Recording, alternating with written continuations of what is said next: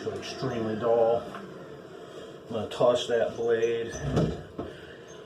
The flat ones I'll keep and I'll use them for scrapers, but the round ones you can't really use that way. It's just not the best. I'm trying to use that. So yeah, what I'm doing is I've already got this shape.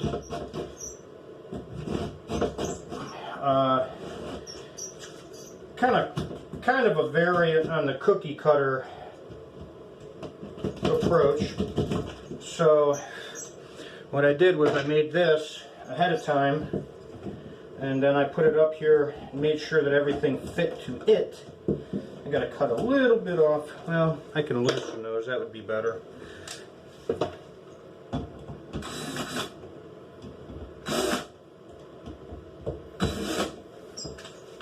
So yeah, this was made to size, and I have these pieces of wood.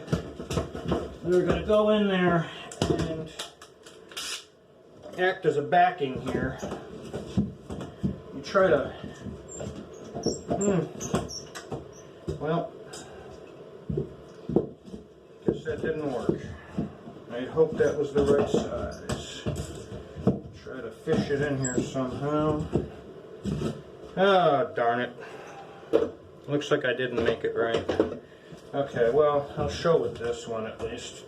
No, I won't.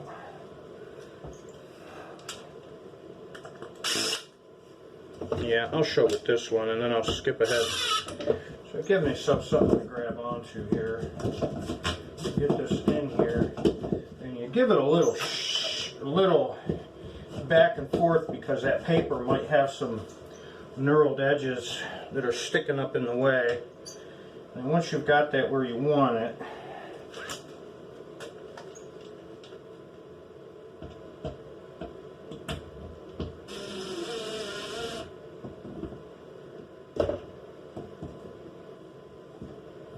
a little tricky. Get my fingers behind here, but make sure that I'm not hitting anything that's gonna hurt if it gets a screw hole in it. Okay, that's not terrible. Okay.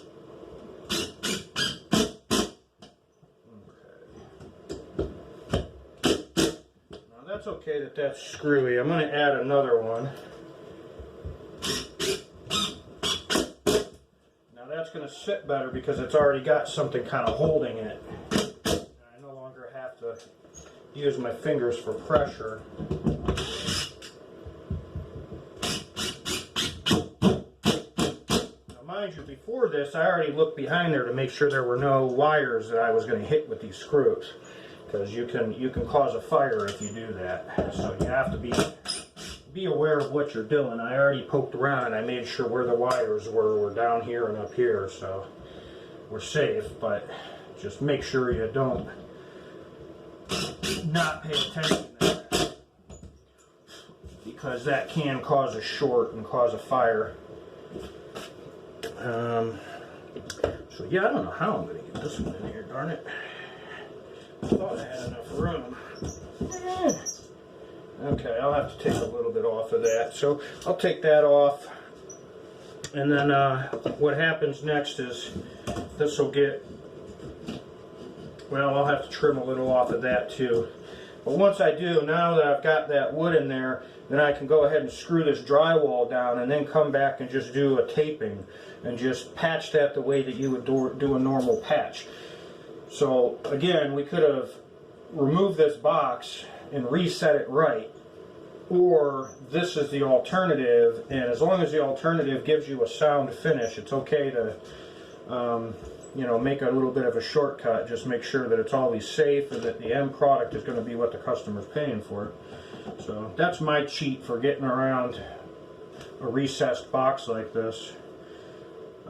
So yeah, when it's all done, another thing you'll do is to come in here with a razor knife and trim up the edge, because you're going to have this paper is going to be kind of furled, and that's going to make your paper not sit as flat as it needs to. So I come in with a razor blade and I just kind of cut that edge off and it'll be, you know, it'll be a little beveled there, but that's okay because you're going to backfill that with mud underneath the tape anyway, so it's not going to hurt anything. It's only going to help.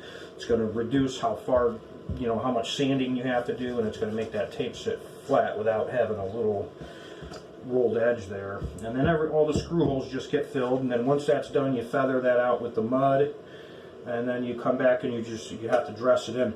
This type of flat paint is not what I would recommend for a bathroom, but it's here, and it's easy to actually match the paint.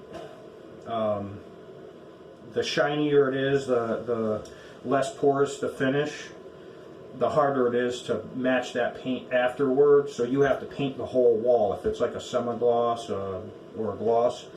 With a flat like this, a matte paint, you can just blend it and nobody will ever notice.